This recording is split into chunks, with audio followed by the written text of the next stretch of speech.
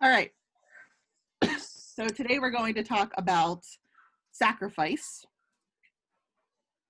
On the face of it, I would say that I have a concern about sacrifice because, I like animals, but I'm also a hypocrite because I also like a good burger.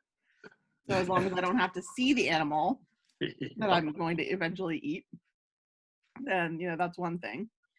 But, I think about my little flock of sheep that I've got in my backyard and how much I love them, and having to think about doing some of these awful things to them. I'm not very pleased with it, but I think to some degree that's the point.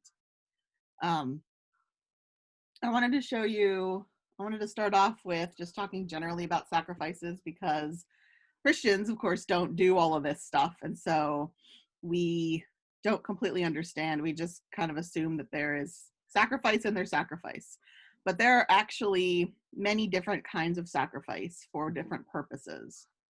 So in order to understand this violence, why this violence is important to God, to the people, the ancient Israelites, we kind of have to understand a little bit more about the sacrifice the different sacrifices and their purpose. So there are kind of 5 categories of sacrifice that I've put on my chart here. There are references for each one. They are in order. If they're in the order that they're in, because this is the order in which they appear in terms of the instructions for them within Leviticus, the beginning of Leviticus.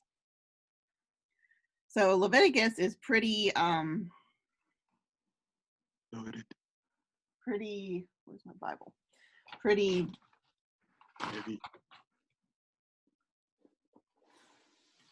blunt is the word I was looking for. It doesn't start out with any kind of introduction.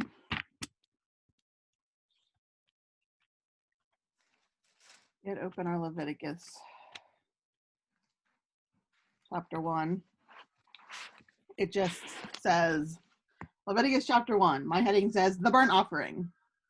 The Lord summoned Moses and spoke to him from the tent of meeting, and saying, speak to the people of Israel and say to them, when any of you bring an offering of livestock to the Lord, you shall bring your offering from the herd or from the flock.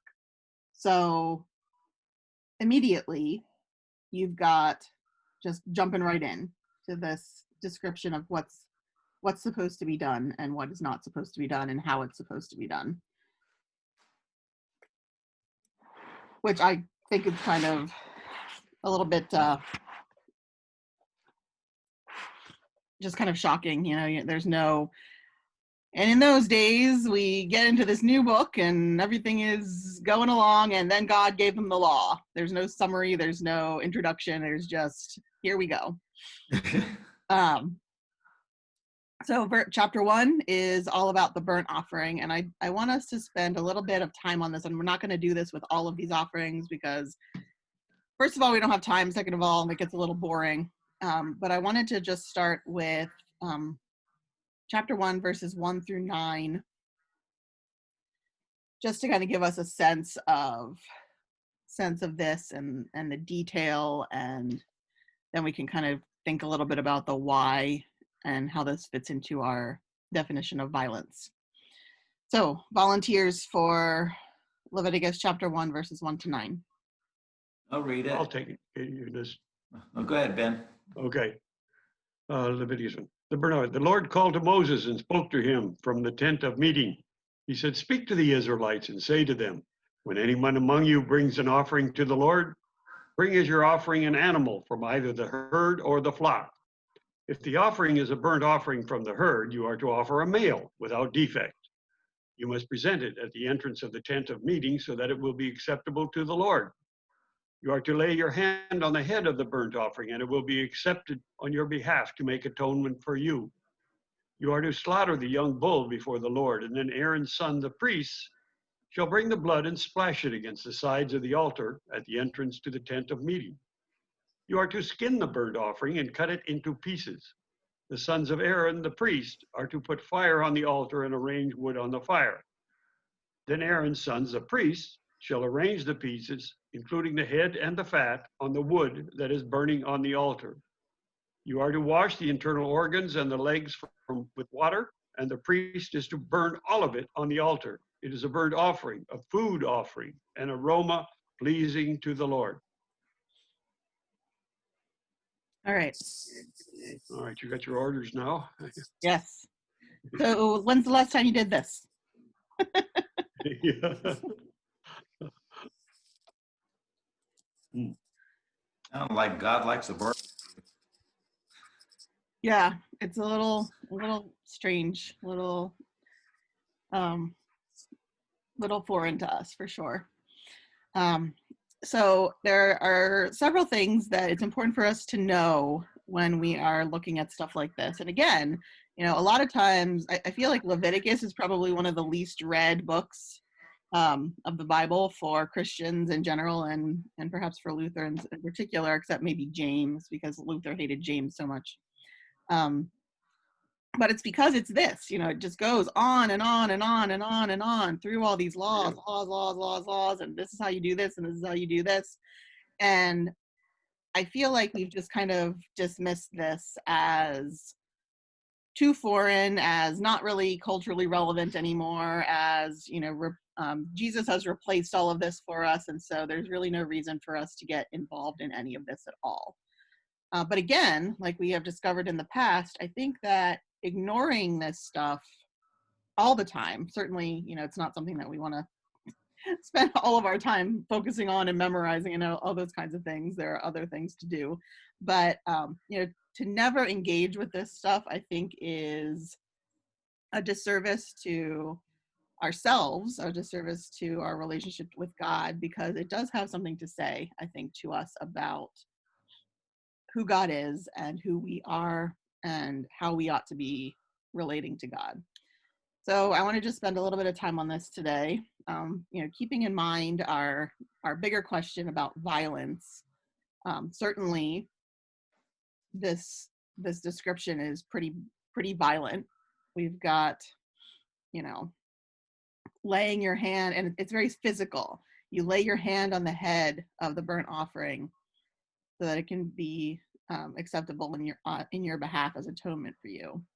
And then you slaughter it, and there's blood dashing, and there's flaying of skin, and there's cutting up of parts, and there's washing of internal organs, and there's burning. I mean, the meat part, you know, would probably smell pretty good, but I don't know if any of you have ever burned yourself real bad, but burning skin does not smell good. I can't imagine that burning guts smell particularly good. So this is a gritty, this is a dirty job. This is a very physical and you know, kind of gross task to take on. So why do we need to do this? So when we're talking about the sacrifices, the offerings in the law within the Bible, the Jews call this the korban.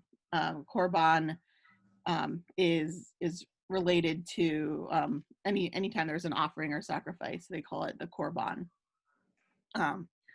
Korban, the word korban refers to the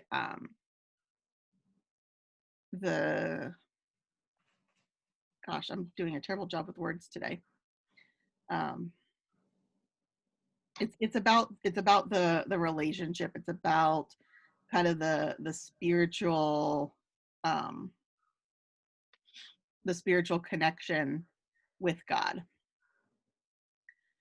But what's the word I need?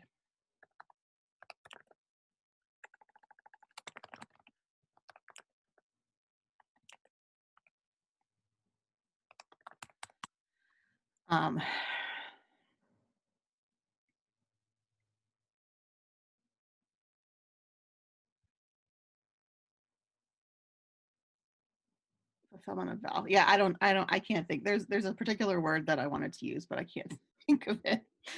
Oh well, we'll move on. Maybe it'll come to me. Um, so the purpose of all these sacrifices, though, is to commune with God, to thank God for what we have. And when we get into some of the later writings in the Bible, you can see that it is really easy to lose the intention of this behind the ritual itself, because you've got all of these details. You know, it doesn't talk in Leviticus 1 about why we're doing this. It just says, when you bring your offering of livestock, this is what you are to do. And so this focus on getting all the details right kind of gets in the way of the point of the ritual. But there's a reason why all of these details are here. For example, the very first instruction in verse 2, when any of you bring an offering of livestock to the Lord, you shall bring your offering from the herd or from the flock. There's a reason why this sits here, and the reason is because there is actually archaeological evidence that the Canaanites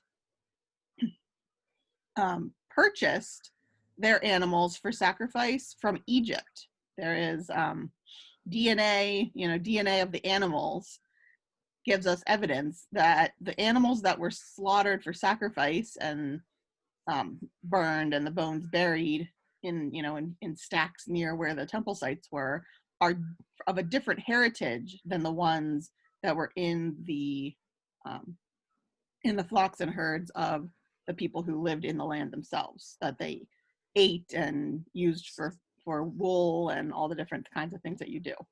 And so what this is saying is, no, you can't decide that you're going to use your money and just buy what you need to take care of the sacrifice. It needs to come from your own flock. It needs to come from your own hand. It needs to be an actual sacrifice to you. It needs to hurt a little. It needs to involve something that you have invested in more than just tossing some coins at it.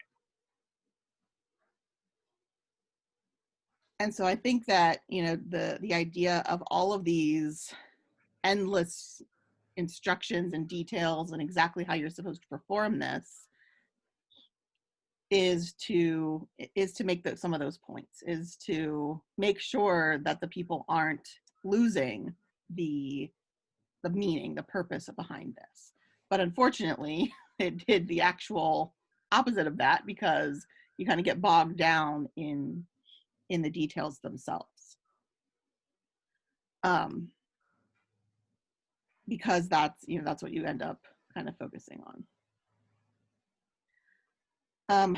So problematic here obviously is the fact that all these animals are being forced to die. And is this really what God wants? Is this really God's intention for the creation? This would probably take us back to our very first session on Genesis chapter 1, and and the first few other chapters, kind of talking to us about, did people eat meat at the beginning, or was meat eating something that wasn't allowed until after the fall, when God kind of succumbed to this knowledge, or even maybe after the flood, after the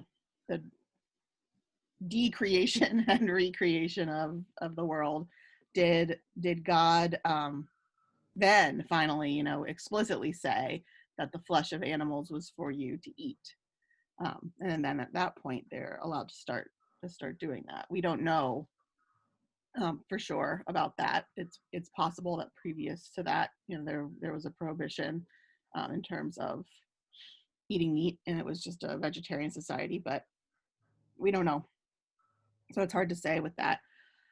But I think the point that we need to take away from this is that the purpose of all of these different sacrifices was for the purpose of communing with God, for being in close contact and relationship to God. Most of these sacrifices, if we look down past the burnt offering, most of these sacrifices columns F and G talk about what you do with the different parts of the animal.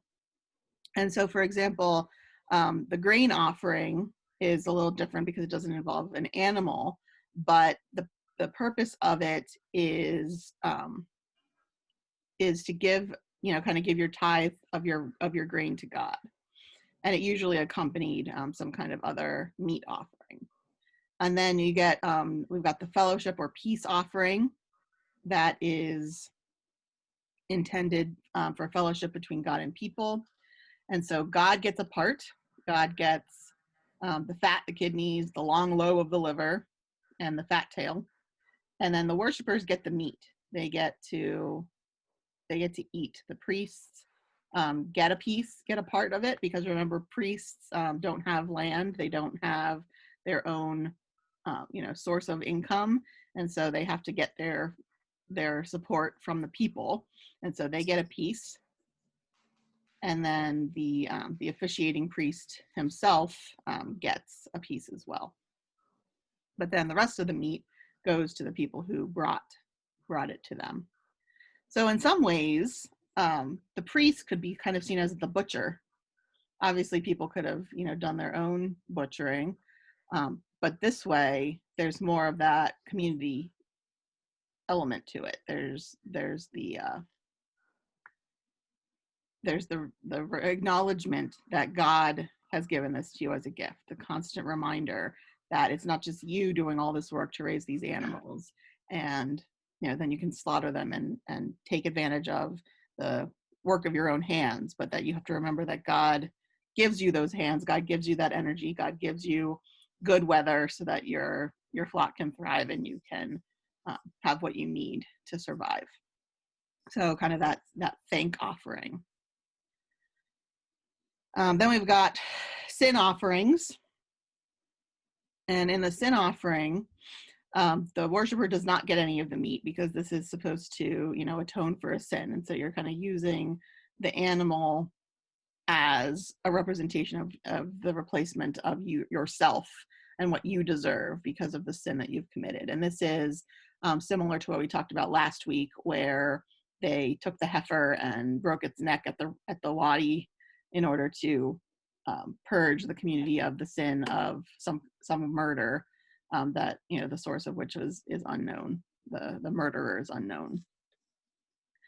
So again, kind of the reminder of the relationship with God, the reminder that this sin that you have committed, and usually the sins that this would cover were not huge ones. They were usually the kinds of sins that you kind of the sins of omission, usually the ones that, I didn't know, or I forgot to fulfill this particular part of the law.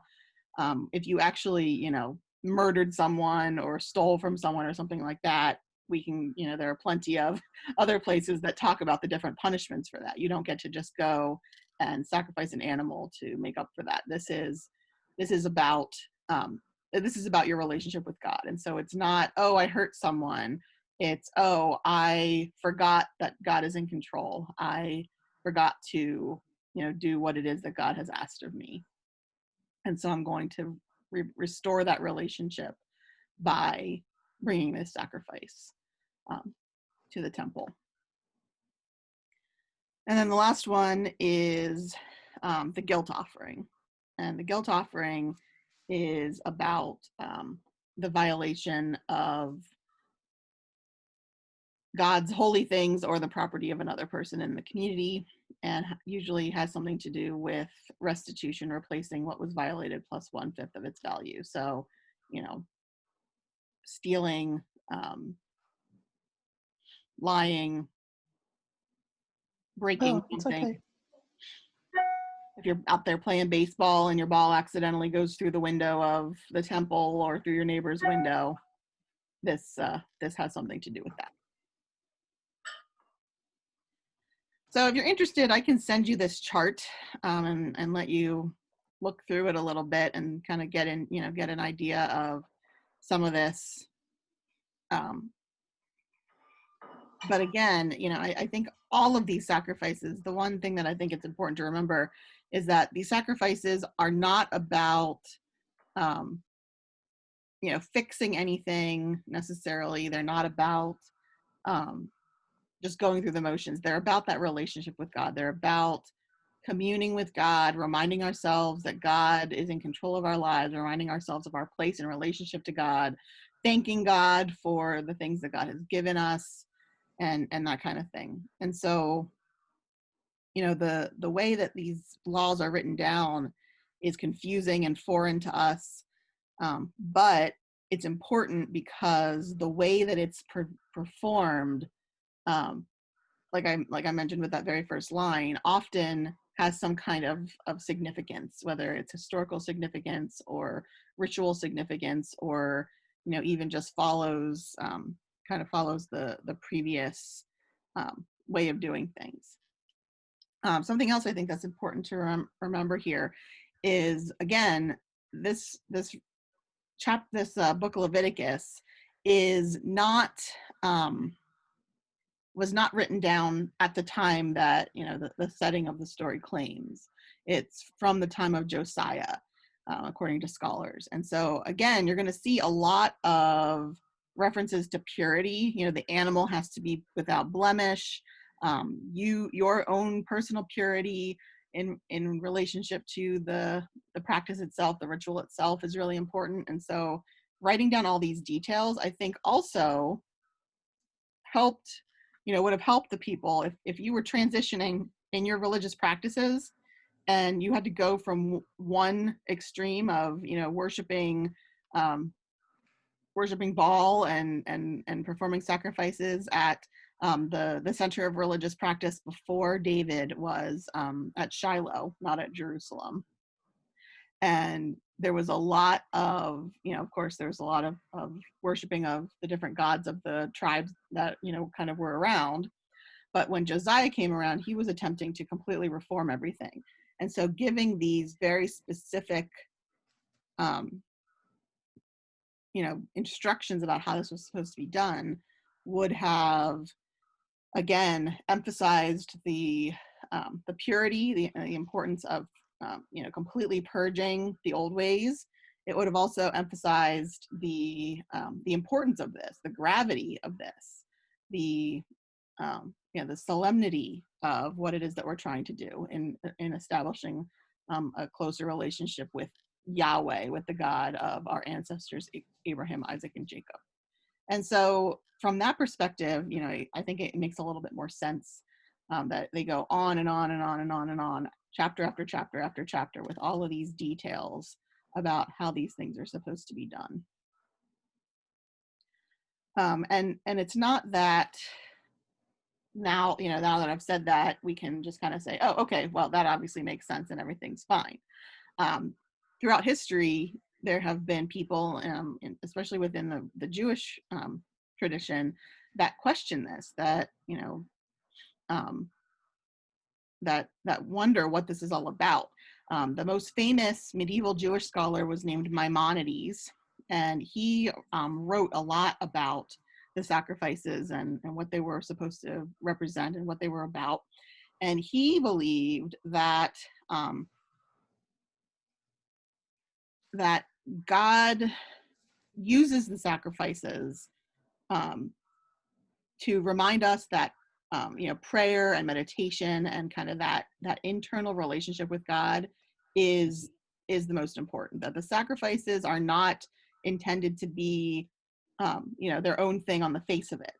They are intended to be a guide toward a deeper relationship with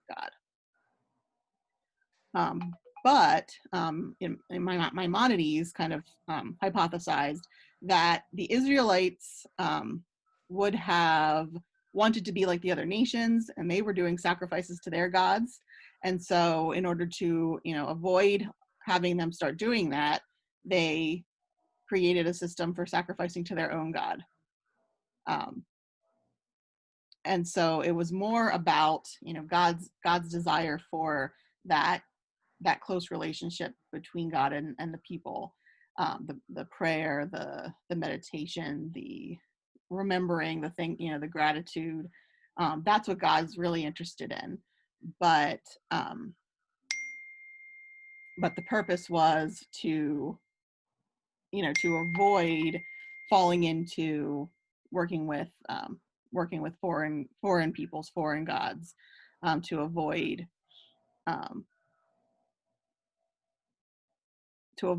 becoming like the nations in that full on way, rather than allowing them to fall into, oh, well, they're doing that, we want to do that too.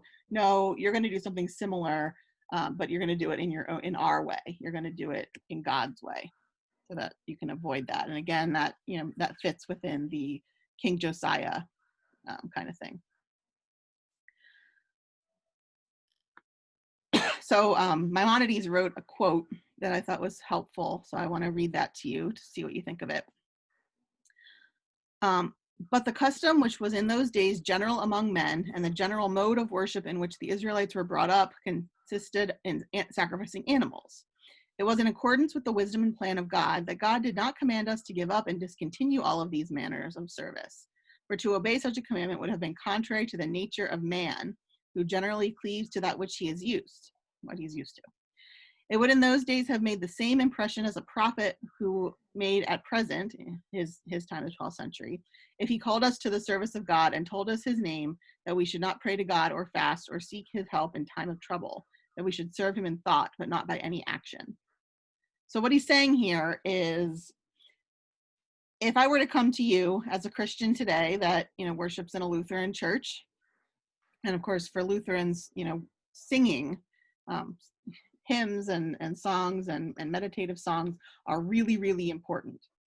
But if, say, I was, a Quaker, and I felt that it was really important for you all to follow the correct way of doing things, and I were to come to you and I would say, God doesn't want you to sing. God doesn't want you to have music in your worship. Music is an abomination to God, and you can't do that. That's not the way that you're supposed to be worshiping God. How would you respond to that? You'd probably laugh in my face. You'd probably say, well, that's your opinion. I'm going to do what I want to do. And so what Maimonides is suggesting is that the whole reason for animal sacrifice in the Old Testament was because that was, how religion was done at that time. And so in an attempt to control it, but not make it so far beyond the mental capacities of the people, it's still there. So what do y'all think about that? Any comments? Who determined what level of animal you had to pick? I mean, I see where it says if you're wealthy, you would do this, but did they already know where their status was? Yeah. So if you, and it's interesting, over time this changed, right? So, and in the earlier days when it was a smaller group and they hadn't established the temple in Jerusalem yet, and it was just done in the tent of meeting, everybody knew everybody. It was a community. And so you knew who had and who did not have. You knew who could afford to give a goat this month, or who, could only afford to give a pigeon this month. But then as time went on, and the Israelites spread out across the region, you had to travel to Jerusalem for the festivals and do your sacrifices. And then it became, inconvenient. Why would you want to bring all these different animals on your long journey when you could just buy them when you got there? Well, now this is, violating step number 1, which is you shall bring your offering from the herd or from the flock, not buy it from somebody else. And so you can see, the following the letter of the law here is already becoming problematic because it's inconvenient, it's difficult, and so we make compromises to make this work. Did I just get off on a tangent, or did I answer your question? Yeah. If they only did it during festivals later on, was it just like massive slaughter of animals ongoing? Yep. So when you think about, like the day that Jesus went into the temple and cleared the temple, I don't think that we have quite the I don't know that even if you can have the, you know, maximum amount of disruption in your mind, I don't think that you can possibly understand exactly how important that was, how disruptive that was, how challenging that was, how controversial that was. Because during a festival, there were thousands of people from out of town mingling around. There were people in lines to have their animals slaughtered. So it's, you know, one after another, after another, after another, after another. There are certain courts, certain areas of the temple where you are or are not allowed to go, depending on your status, depending on your gender, depending on whether you're Jewish or not, or, you know, partly Jewish or fully Jewish. It's a whole mess of people.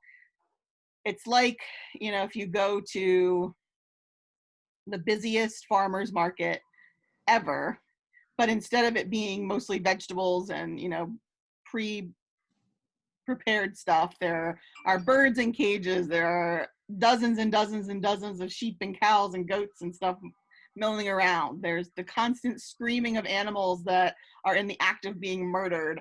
It's just utter chaos. And then Jesus gets in there and he sees these money changers, because you had to change your money in the temple. If you wanted to buy an animal for sacrifice, they didn't take the money of the empire, because that was impure. You know, this focus on purity continued after Josiah all the way up through. And so you had to change your money into temple money so that you could use the temple money to purchase the types of animals that you needed for the various sacrifices that you wanted to make. And so Jesus just upends the entire system with thousands of people just trying to go about their business, trying to get their, you know, rituals done. And he said, this is not what this is about. All of this is just empty, you know, clanging gongs and crashing cymbals. Who cares about this? If you are not in relationship with God, if you are trying to make a buck off of this, you don't get it. You don't understand the point of any of this.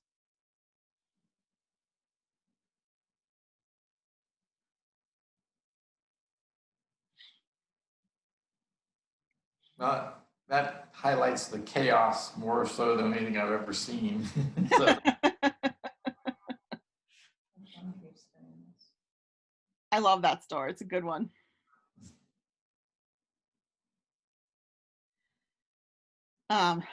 So anything else on this stuff in particular? I want to kind of move on to some more about the purpose of the system and the purpose of the sacrifices. But any other questions, comments? Yeah, I have a question. So how did that evolve to the offerings that we give today? Mm-hmm.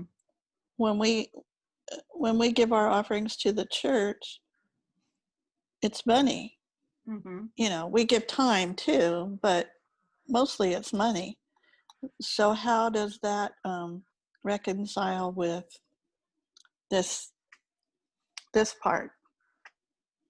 So we actually get our tithes, our idea about the tithes from elsewhere. We don't get it from here, Right? Because Melchizedek instituted the 10% rule.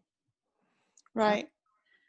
But you know, I think if we wanted to see in here something, you know, for us that could translate to us, then yeah, you know, if you are giving to the church your 10% out of your paycheck every month, and that's really it, then are you getting the point? Are you understanding the purpose of this? Or is there something deeper that you should be thinking about? You know, should you be thinking more about the time, more about the, you know, the talents that you have to offer and can sacrifice your energy and you know, even stuff. I mean, if there's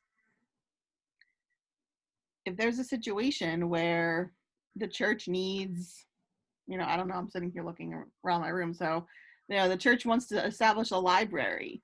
Well, I've got all kinds of great books. I like my books. I don't want to give them to somebody else. I don't want some kid coming in there and ripping up my book. But you know, maybe that's closer to the point here than just giving the cash out of the paycheck.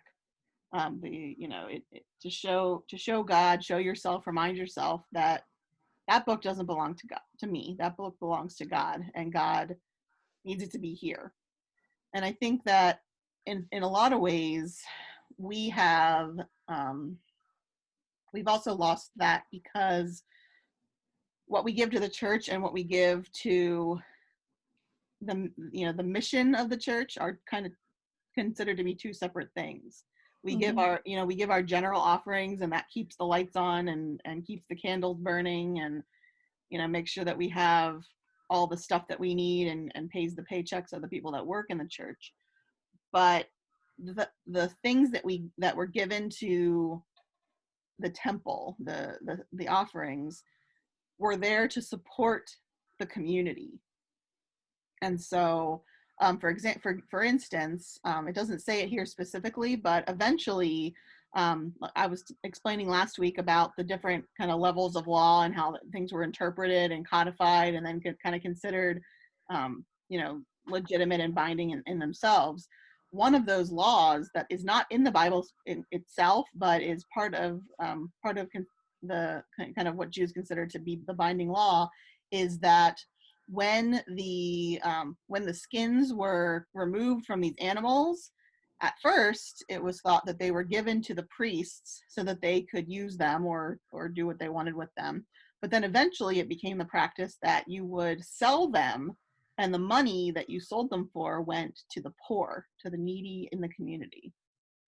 And so the temple system didn't, in its ideal form, didn't just line the pockets of the priests and give them, endless meat to eat in their families, but it also supported the community. It supported the poor among them, people who normally wouldn't be able to afford to eat meat and things that were very nutritious. The money, being used to buy them other things, clothing and places to stay and things like that. So I think it's, I think that we have certainly lost that sense of, our interactions with God, our acts of connecting to God and communing with God simultaneously require our communing with and supporting of the rest of the community, and especially the people in the community who are in need.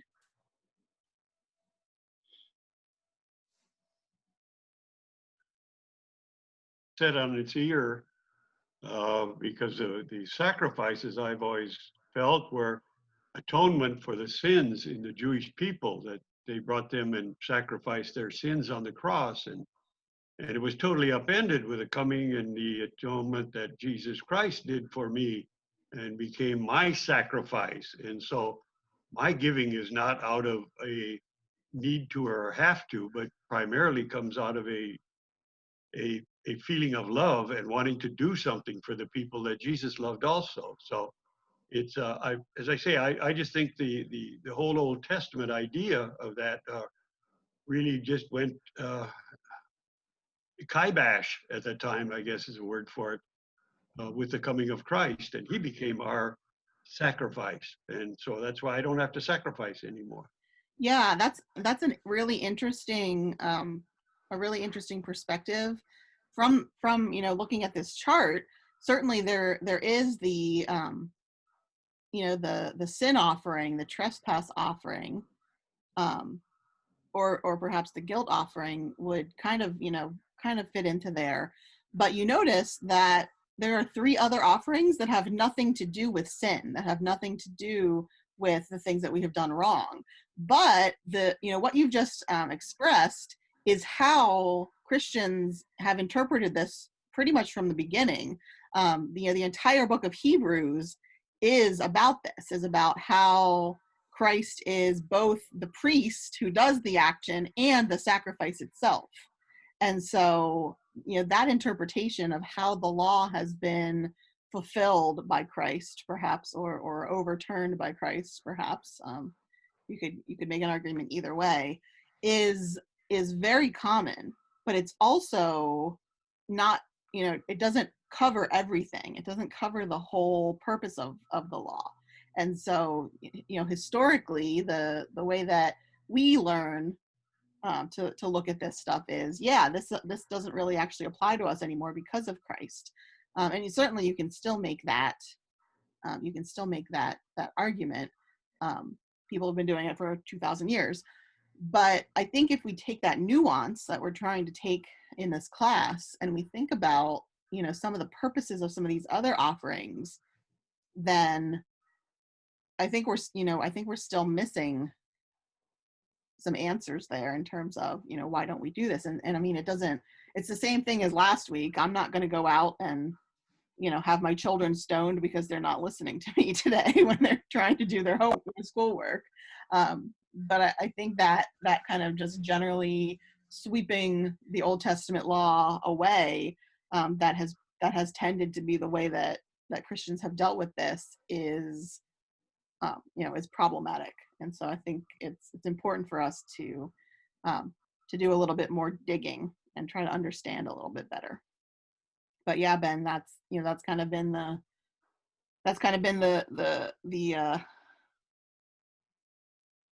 party line, so to speak, for 2,000 years. Did you have something, Karen? Okay. All right, then I can stop sharing this, and I can send this chart to you if you're interested in it.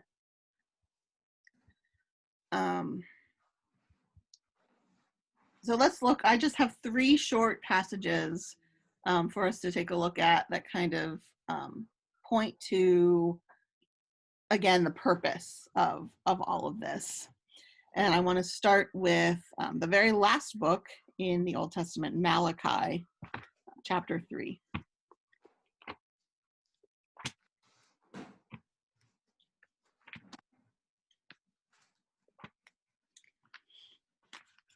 It's a short one, so don't miss it. If you make it to Matthew, you've gone too far.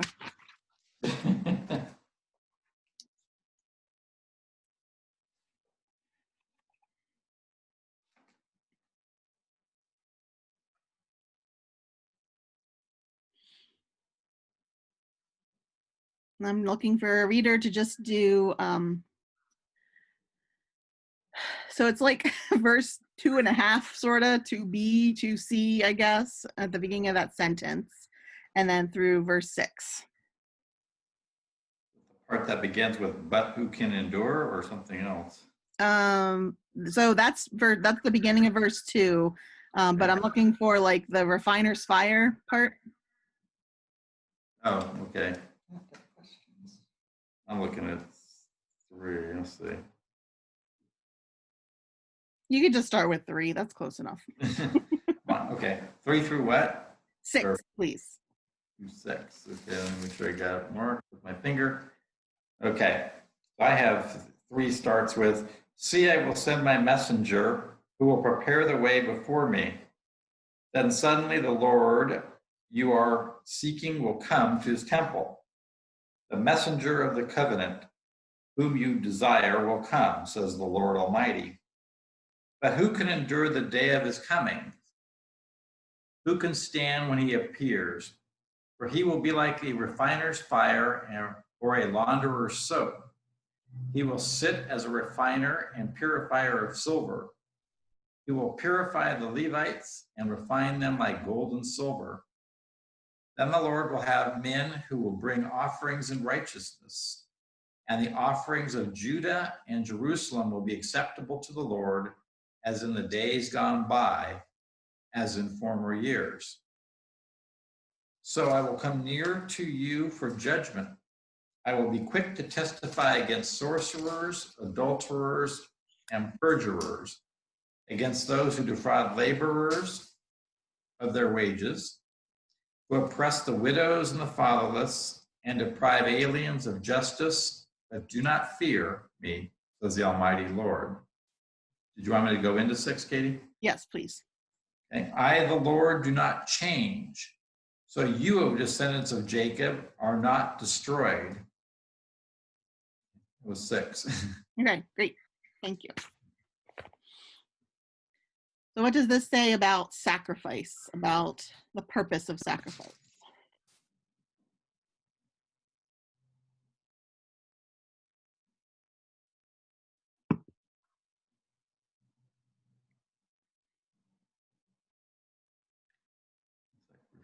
Okay.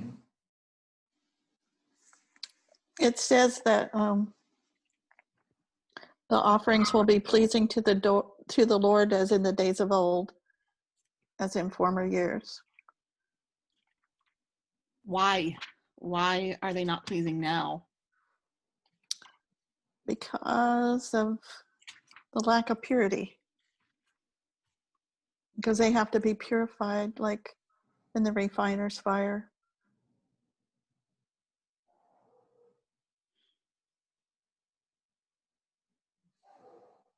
And then they present their offerings in righteousness. Mm-hmm. Yeah, so I would interpret this to mean that the purpose of sacrifice or right sacrifice is about purification of the soul. It's about establishing that correct relationship with God. It's about purging ourselves, within our kind of context here with the violence, purging ourselves of the violence that we commit against ourselves, against God, against others, and reestablishing righteousness, reestablishing justice, reestablishing in our own lives the way that God intends for things to be. That's kind of how I would interpret that,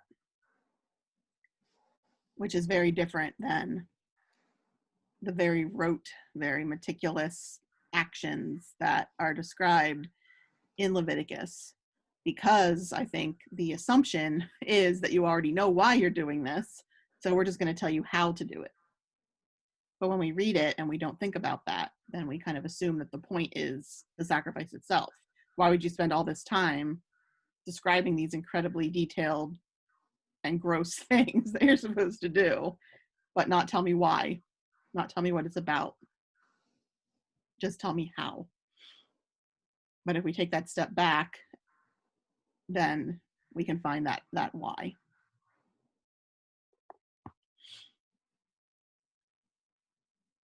Anything else stick out to you on this one? This sounds like the way I'm reading it is he's telling him that Jesus is coming their way eventually, or the Messiah. Yeah. So if the messenger is Jesus, which you could interpret, in that way, then what is he going to do? He's not going to eliminate the sacrifices, but he's going to establish the correct way, right? He's going to make the religious rituals mean something again, as they did in former days. So supposedly, perhaps a little bit of rose-colored glasses there.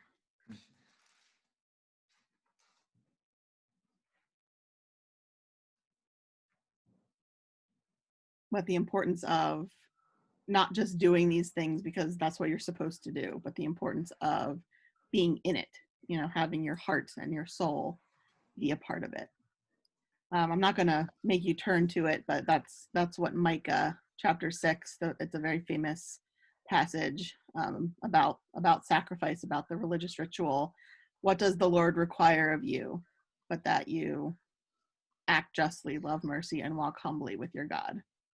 This is the focus of the sacrificial system.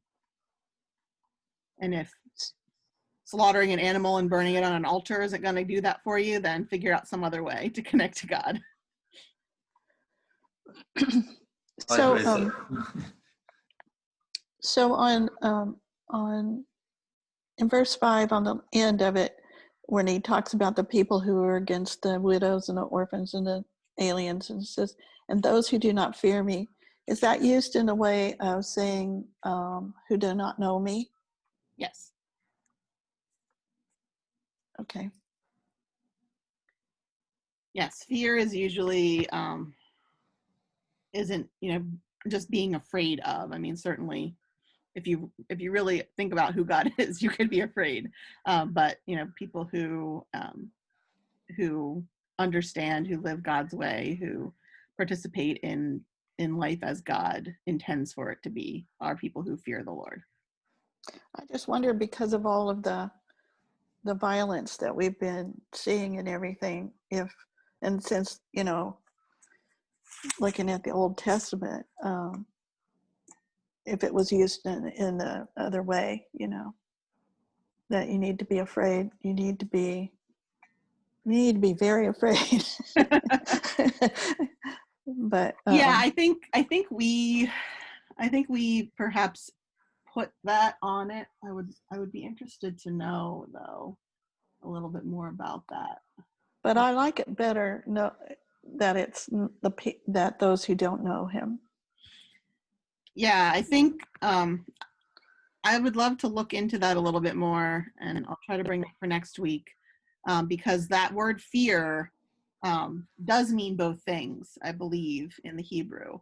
So I'll get out my my big fat Hebrew lexicon and look that up and see, kind of how often it's used for, and he trembled with fear versus how many times it's used for fear of the Lord. One of my favorite Psalm verses is the fear of the Lord is the beginning of knowledge. And I don't interpret that as I'm terrified of God, therefore now I can learn. I interpret that as being in relationship with God, understanding that the whole purpose of your life is to try to conform to what God desires for you, to who God created you to be. That is the beginning of knowledge. That allows you to grow in your understanding of God and your understanding of yourself and your understanding of how the world works. So at least I hope that's not, I need to be terrified of God or I can't learn anything. All right, I have one more thing for us to look at, and that is Isaiah chapter 56. Just on this, Katie, before Oh, you, sure. Go ahead. when it talks about the messenger coming and him becoming the refiner, is that referring to the people of the past that were in the Old Testament, or do you feel that is also referring to the New Testament, and these are the laws for the New Testament and the things that are going to be done there? Does the context or the Hebrew, I don't know what you'd call it, refer back or forwards, I guess? I don't have the Hebrew in front of me to tell you if it's in future tense or past tense. I am sending is kind of the active present. I'm talking about the refining that he's going to do Yeah. with the Levites and et cetera, et cetera. If that's, that refers to the he will past sit as and a the refiner, and he will sit as a refiner and purifier of silver. He will purify. Then the offering will be pleasing to the Lord. That seems to be in the future tense. So a lot of this, the prophets are there to kind of explain why things are the way they are. Why are we suffering? Why are we oppressed? Why are the Babylonians or the Greeks or the Romans or whoever it is on this particular day allowed to do this? If our God has all this power, why is this happening to us? And the prophets are there not to say this is what's going to happen to you, because it's already happening. When Isaiah talks about you will be punished and God will deliver you into the hand of your enemies, that's already happened by that point. The point isn't this is what's going to happen to you. The point isn't to get out the crystal ball and say, oh, this is what's going to happen if you don't shape up. The point is to bring hope. The point is to say, hey, the reason why this is happening is because this is how you treat other people. This is how you behave. This is how you have violated your relationship with God. This is how you are being violent against each other and against God.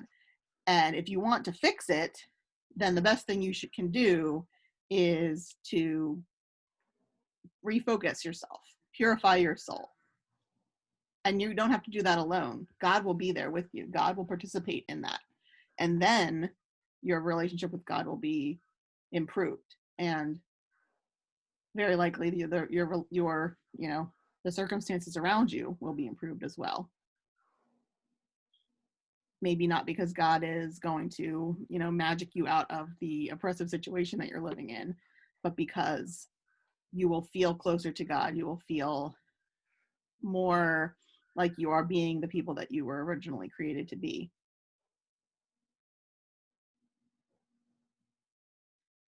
All right, ready to move on? Anything else? Okay, so Isaiah 56.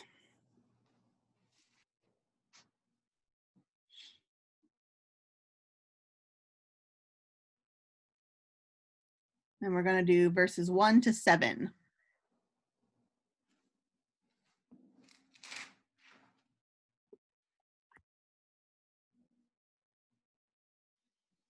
Do you want me to read? Sure. Thank you, Karen. Thus says the Lord, maintain justice and do what is right, for soon my salvation will come and my deliverance be revealed. Happy is the mortal who does this, the one who holds it fast, who keeps the Sabbath, not profaning it, and refrains from doing any evil. Do not let the foreigner joined to the Lord say, the Lord will surely separate me from his people. And do not let the eunuch say, I am just a dry tree.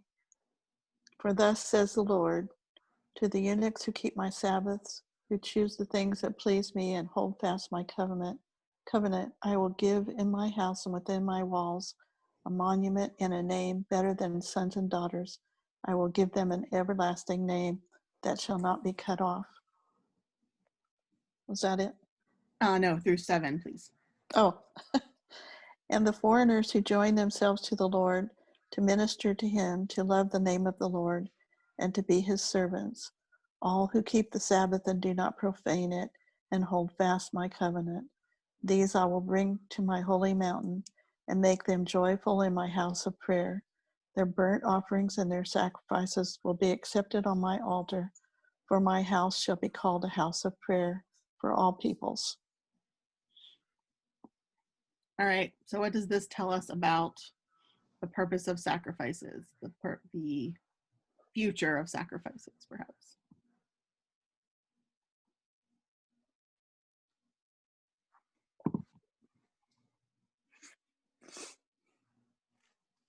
I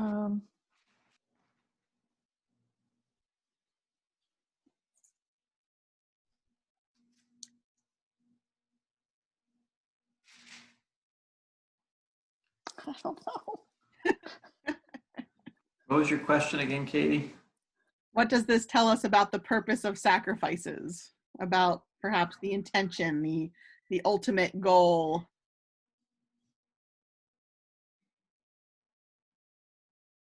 If you don't know, that's okay. This one's a little esoteric.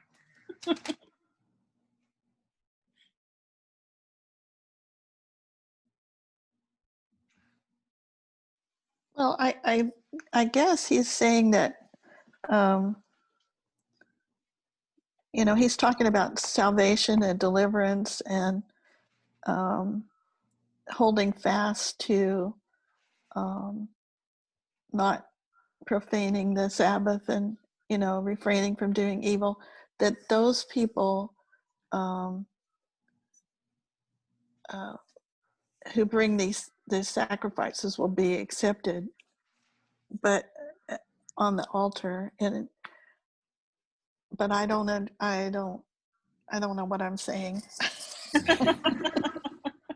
No, that's okay.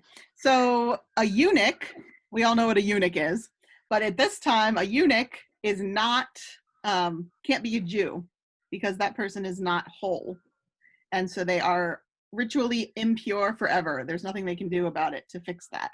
And so they are kind of cut off from the sacrificial system, and therefore, in many ways feel perhaps that they are cut off from God, that they cannot have a relationship with God.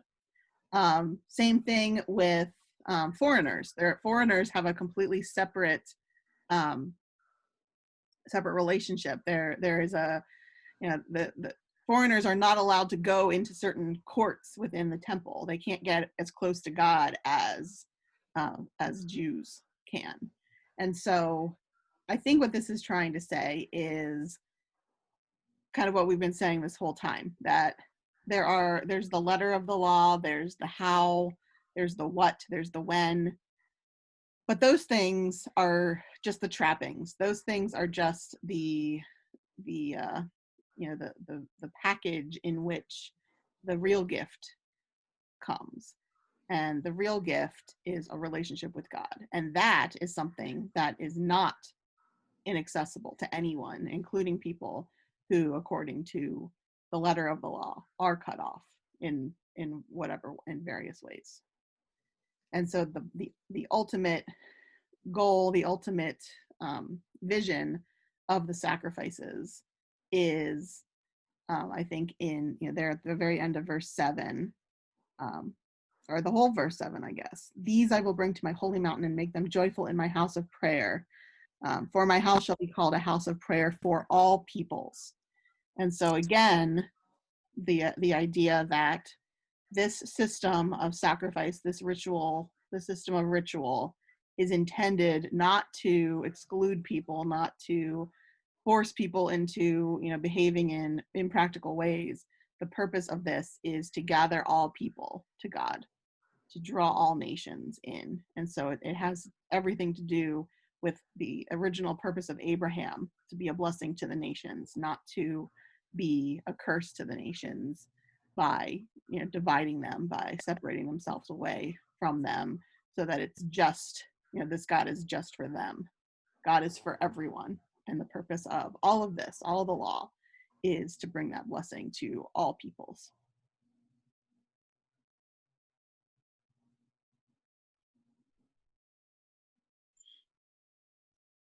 Questions, comments, disagreements? Covered turf I've never thought of before. So Good. give them education.